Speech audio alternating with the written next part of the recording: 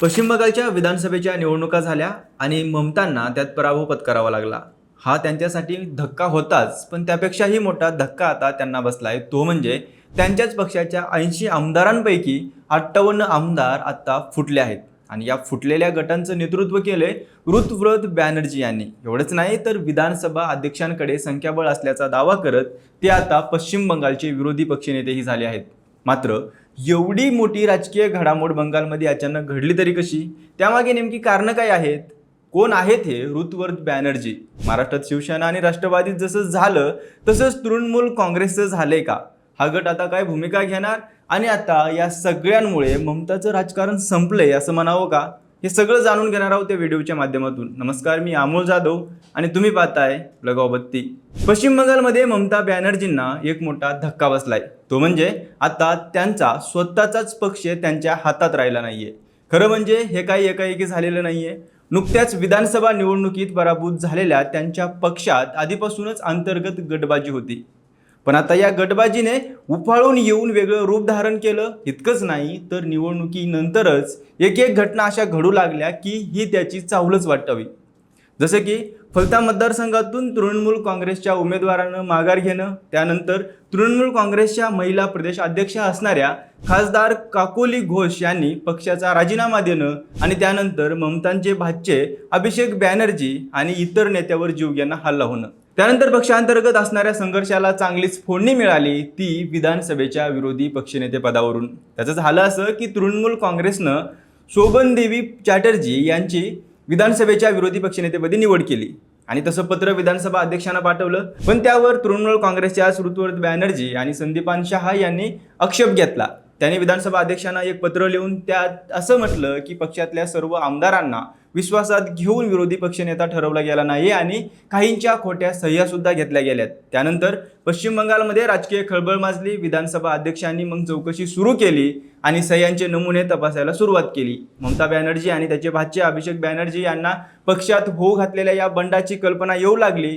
त्यांनी 31 मेला पक्षाच्या सर्व आमदारांची एक बैठक बोलावली, पण त्यात आमदारांची येण्याची शक्यता कमी दिसायला लागल्याने त्यामुळे ही बैठक त्यांना अचानक रद्द करावी लागली. त्यानंतर दुसऱ्याच दिवशी ऋतव्रत बॅनर्जी आणि संदीपान शहा यांची तृणमूल काँग्रेस पक्षाने हकालपट्टी केली आणि त्याच्या दुसऱ्याच दिवशी ऋतव्रत बॅनर्जी यांनी आपल्या 60 आमदारांचा पाठिंबा असल्याचं पत्र विधानसभा अध्यक्षांना लिहिलं. त्यातले 58 आमदार हे तृणमूल काँग्रेसचेच होते, तर 2 आमदार अपक्ष होते. इतरही काही मागण्या किंवा दावे त्यांनी अध्यक्षाकडे केले, जसं की आपल्याकडे 2/3 आमदार आहेत, आपणच खरी तृणमूल काँग्रेस आहोत, विरोधी पक्षनेते पद आपल्याला मिळावं आणि पक्षाचं अधिकृत चिन्हही आपल्याला मिळावं. त्यानंतर ऋतव्रत बॅनर्जी यांची विधानसभेचे विरोधी पक्षनेते म्हणून निवड करण्यात आली आणि हे बंड यशस्वी झालं. आता हे ऋतव्रत बॅनर्जी कोण आहेत तेही सांगतो. ऋतव्रत बॅनर्जी हे तृणमूलचे युवा नेते आहेत. खरं म्हणजे ते पूर्वी मार्क्सवादी कम्युनिस्ट पक्षात होते. 20 वर्षापूर्वी पश्चिम बंगालमध्ये मार्क्सवादी कम्युनिस्ट पक्षाची सत्ता होती आणि याच पक्षाच्या विद्यार्थी संघटनेतून ऋतव्रत हे पुढे आले. 2014 मध्ये पक्षानं त्यांना राज्यसभेवर पाठवलं. त्यानंतर त्यांचे पक्षातील मंडळीशी खटके उडायला लागले. त्यांना विरोध होऊ लागला, तो एका वेगळ्याच गोष्टीमुळे. ती गोष्ट म्हणजे त्यांचं महागडं राहणीमान. होय, महागड्या घड्याळ, गाड्या आणि इतर वस्तू ते वापरत, जे डाव्या विचारांच्या मार्क्सवादी कम्युनिस्ट पक्षाच्या विचारसरणीत बसत नव्हतं.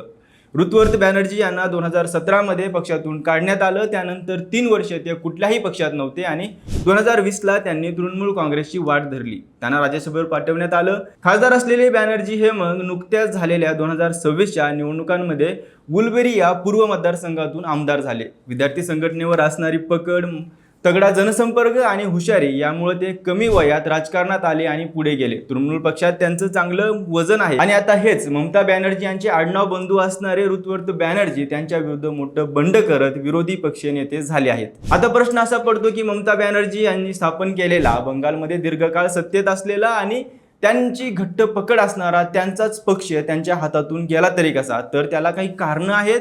सर्वात महत्त्वाचं कारण म्हणजे पक्षातील घराणेशाही आणि हुकुमशाही. ममतांची हुकुमशाही ही यामागचं महत्त्वाचं कारण असल्याचं सांगितलं जातंय.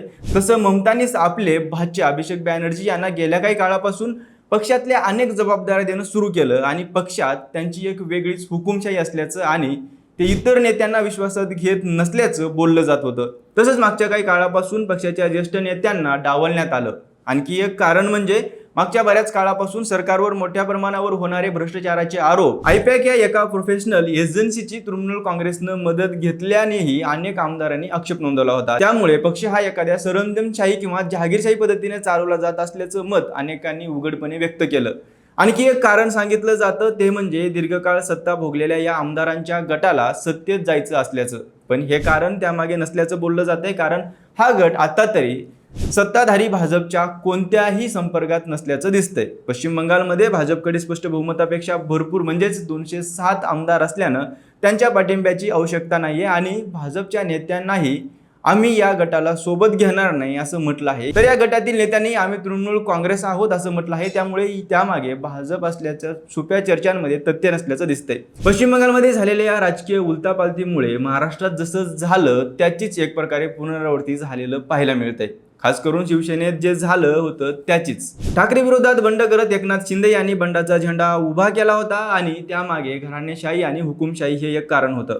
तसंच अजितदादांनी पक्षाचे मूळ संस्थापक असणाऱ्या शरद पवार यांच्या विरुद्ध बंड केलं होतं।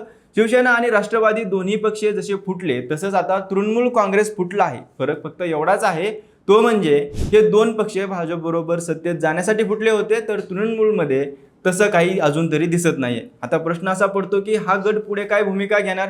विधानसभा अध्यक्ष आणि विरोधी पक्षनेते म्हणून ऋतुवर्त बॅनर्जींच्या नावावर शिक्कामोर्तब केले, त्यामुळे पक्ष फुटला हे तर खरं आहे। कारण कोणताही पक्ष फुटण्यामागे त्या पक्षातील 2/3 आमदार लागतात। तृणमूलमध्ये एकूण आमदार आहेत 80, त्याचे 2/3 होतात 54, ऋतुवर्त बॅनर्जीकडे आहेत 60 आमदार आणि त्यामुळे बंड यशस्वी ठरला आहे। मात्र आता पक्ष हातात येण्यासाठी इतर गोष्टी त्यांना भविष्यात कराव्या लागतील, जसं की खासदारांचा पाठिंबा मिळवणं, संघटनेवर वर्चस्व मिळवणं आणि पक्षातील पदाधिकारी आपल्या बाजूला घेणं वगैरे। पण एक खरं आहे ती म्हणजे ऋतुवर्त बॅनर्जी आणि या गटानं ममताला चांगलाच धक्का दिलाय। आता ममता बॅनर्जी यावर काय भूमिका घेणार? त्या कोर्टाचं दार नक्कीच ठोठावतील, पण त्यांना यश मिळेल का?